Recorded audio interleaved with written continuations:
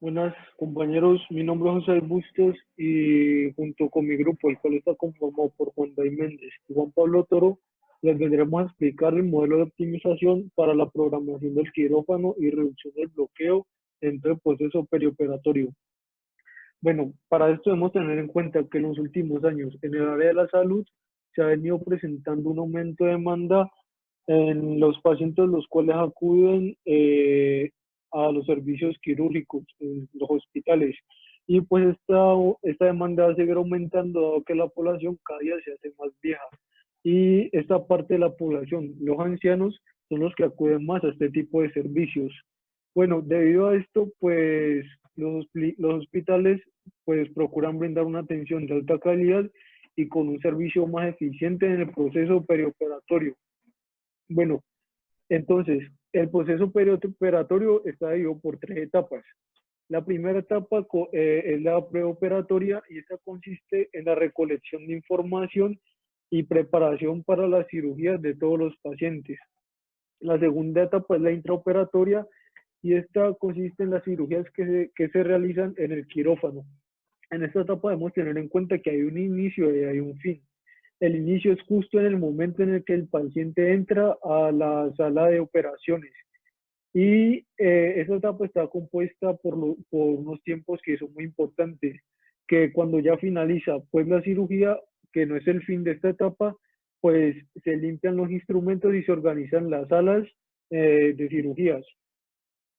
Y en ese momento es cuando ya finaliza esta etapa. La tercera etapa es la postoperatoria. Esta consiste cuando el paciente al momento de salir de la etapa intraoperatoria es trasladado a las salas de recuperaciones. Estas salas de recuperaciones se dividen por dos unidades. Una son las unidades de atención, que es la UCPA, y la otra es las salas de cuidados intensivos, que es la UCI. Bueno, también debemos de tener en cuenta que hay dos tipos de cirugías diferentes. La primera son los casos electivos. Los casos electivos consisten en aquellas cirugías que son programadas y organizadas con anterioridad. Y los casos de emergencia son aquellas cirugías en donde el paciente llega directamente a la sala de cirugías sin ninguna cita y este requiere ser atendido, dado a que se le tiene que atender inmediatamente por una complicación en la salud que usted tiene, que puede ser y que es muy urgente. Bueno, debido pues al aumento que se ha venido presentando por el número de pacientes en los servicios quirúrgicos, pues esto ha causado bloqueos en el proceso perioperatorio. Así que los hospitales pues no han podido ofrecer una atención de alta calidad y pues los servicios que estos ofrecen no son efectivos contra la demanda que se está presentando y va a seguirse presentando. Bueno, debemos de tener en cuenta cuáles son los casos en los que suceden los bloqueos. Son dos casos. El primer caso es cuando no hay camas disponibles en la PACU o UCI y estas se requieren para realizar un procedimiento de una cirugía o una intervención.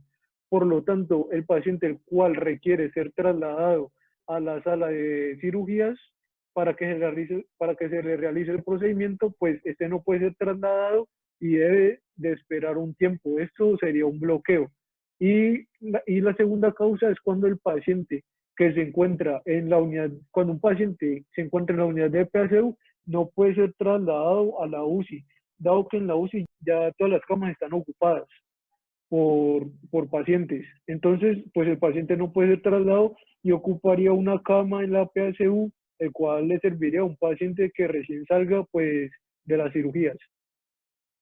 Bueno, pues debido al problema que se ha presentado, que son los bloqueos, pues los hospitales han organizado unas fases de programación de OR.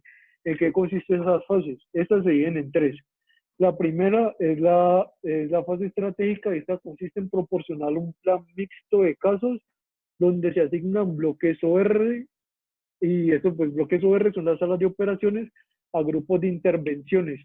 Entonces, un ejemplo, hay unos grupos de cirujanos, los cuales se asignan unas salas de operaciones. Eso consiste en la fase estratégica. Pero esas fases estratégicas se basan, o esas organizaciones de esas salas se basan en datos y pronósticos históricos. Esos datos y pronósticos históricos estudian la demanda pues, que ha venido presentando los servicios quirúrgicos y pues pasar el comportamiento de esta demanda. La segunda fase es la fase táctica. Esta consiste en proporcionar un programa quirúrgico maestro. Este programa sirve para determinar el número de pacientes que hay por día, el tipo de cirugías que se van a realizar por día y el horario de atención de los quirófanos por día. Y esto por lo general se organiza en un lapso de un mes o de 3 meses. Tenemos que tener en cuenta que por cada día hay 6 salas de operaciones disponibles para las cuales se les van a asignar eh, de 1 a 3 grupos de cirujanos. En esta ocasión podemos ver que hay un grupo 1, un grupo 2 y un grupo 3 y hay 6 salas por cada uno de los días de la semana. Y la última fase es la fase operativa y esta consiste en la asignación de casos a OR, salas de operaciones, y la hora de inicio y finalización de cada caso. Un ejemplo, un día entra un paciente un día entra un paciente a unas salas OR y ese mismo día hay otros pacientes que salen de esas salas a las salas de cuidados que sería la PACU o la UCI. Y pues estas variaciones en ese día, cuando pasa el día, pues son registradas para saber qué pacientes salieron, de qué etapas y saber la disponibilidad de camas que hay para evitar los bloqueos. Bueno, ahora pasaremos a explicar el modelo. La función objetivo consta en minimizar la probabilidad de bloqueo entre las salas de operaciones en la etapa intraoperatoria y la etapa postoperatoria. Dado que este modelo está diseñado para realizar más adelante podemos observar que se realizará una simulación con datos estimados. Como podemos observar, entonces siguen los conjuntos. Para este caso se asigna la letra I para indicar el grupo o el bloque de cirugía al que será asignado, y en el conjunto JK indica el número de días. ¿Y esto por qué? Porque un bloque puede tanto ocupar como un día I o como un día J, o sea, puede ocupar varios días un bloque asignado de cirugías. Pues continuando con los parámetros, son estos como podemos observar. NI es el número total de bloques de salas operatorias que requiere el grupo I. La O es el número de salas operatorias disponibles en la etapa intraoperatoria. Lambda I es el número esperado de pacientes por bloque para grupo I. Esto hace referencia a lo que dije anteriormente, que se utilizarían datos estimados. UI es los pacientes en la sala de espera en la etapa postoperatoria para el grupo I. LI es el número mínimo de bloques de sala de operaciones que debería asignar al grupo I. UI es el máximo de bloques de sala de operaciones que se puede asignar al grupo I. B vendría siendo el número de camas disponibles en la etapa postoperatoria, y PJ es el número de pacientes en la etapa postoperatoria en el día J. Por un lado tenemos las variables de decisión enteras, que sería B y J, que tendría en cuenta el número de bloques de las salas de operación asignadas al grupo de la cirugía I en el día J, y por el otro lado tenemos PJ, que es el número de pacientes en la sala postoperatoria en el día J. Bueno, sigue de esto tenemos las variables binarias. Por un lado tenemos X y J, que indica cuando X es 1 se encuentra un paciente en la sala de espera, y pues de ser lo contrario, de no haber ningún paciente, pues sería 0. En el caso de Y es para indicar los pacientes de días anteriores que están en sala de espera o esperando una cirugía. Por eso se tiene en cuenta JK. Y pues de lo contrario es 0. Si no existe ningún paciente en espera de días anteriores, pues es 0. En la primera restricción se indica que el número de bloques asignados a la cirugía en cada día pues debe ser igual al número de bloques disponibles, dado que se debe utilizar la mayor capacidad para evitar bloqueos. En la segunda pues indica que la cirugía I debe ser asignada una vez por día. Esto es como para que una cirugía no esté asignada este día y el otro, sino que solo sea una vez por día, que es la suma pues de dos sumatorias distintas. Esto por el lado izquierdo tenemos es lambda I, que es el número estimado, pues ya vale recargar de que estamos viendo que se va a realizar con datos estimados, o sea es el número esperado de pacientes multiplicado por el número de bloques asignados para ese día y multiplicando por el número de pacientes que están en espera para ese día. Y por el lado derecho vemos que es algo similar, solo que se tiene también en cuenta la variable K, que en este caso es para ver qué pacientes estaban en espera en días anteriores. Y por último, pues tenemos las restricciones de no negatividad y por otro lado tenemos que el número de bloques asignados debe estar entre el número máximo de capacidad y el número mínimo de bloques pues, disponibles. Bueno, ahora vamos a pasar a los casos de estudio. Primero vamos a comenzar con el óptimo MSS. Recordemos que el MSS es el programa quirúrgico maestro.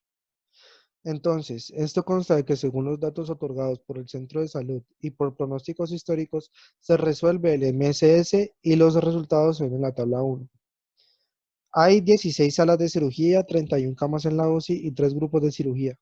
Los pacientes fueron clasificados en los grupos basados en qué tan similares eran sus casos y la duración de su estadía. Los pacientes en el grupo 1 tienen una corta duración de estadía y sus casos tienen poca complejidad.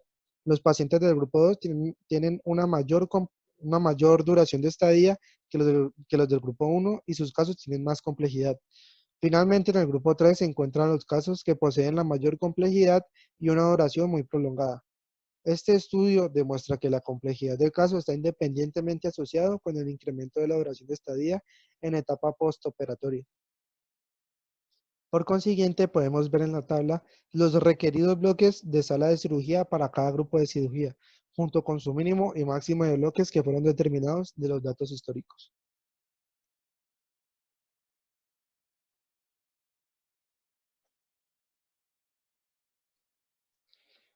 Dado esto, se obtiene el MSS óptimo del modelo BM, que nos da como resultado el número de bloques de las salas de operaciones destinadas a cada grupo de cirugía.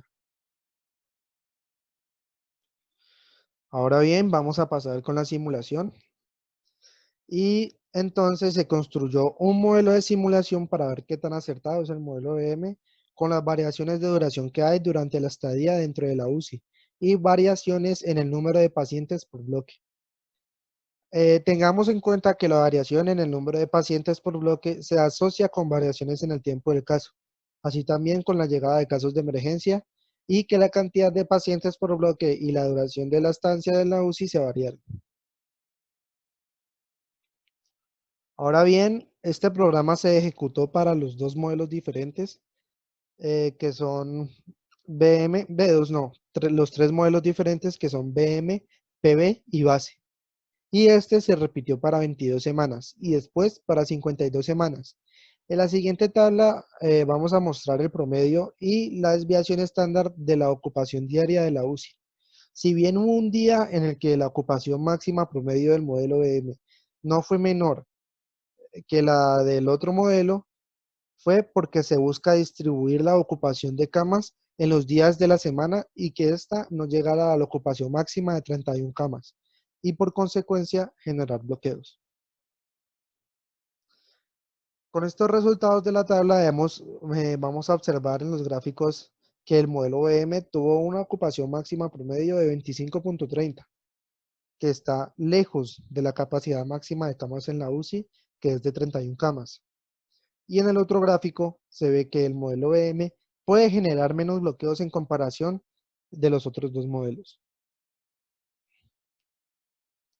Ahora vamos a seguir con el control estadístico de procesos, que es una técnica que nos permite determinar si el resultado de un proceso concuerda con el diseño y nos va a servir para identificar y eliminar la variabilidad. Con esto se midieron la capacidad de bloqueos a la semana en procesos y se compararon. Para esto se utilizó el indicador CP, capacidad de proceso, y nos indicó si los resultados del proceso están dentro de los límites de control.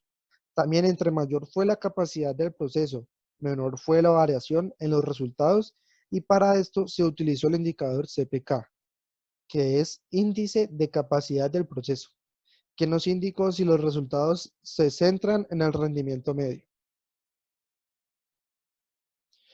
Ya con estos gráficos podemos ver que el modelo que mejor capacidad de proceso tuvo fue el de BM, porque no sobrepasa los límites establecidos a comparación de los otros dos modelos que sí lo sobrepasan.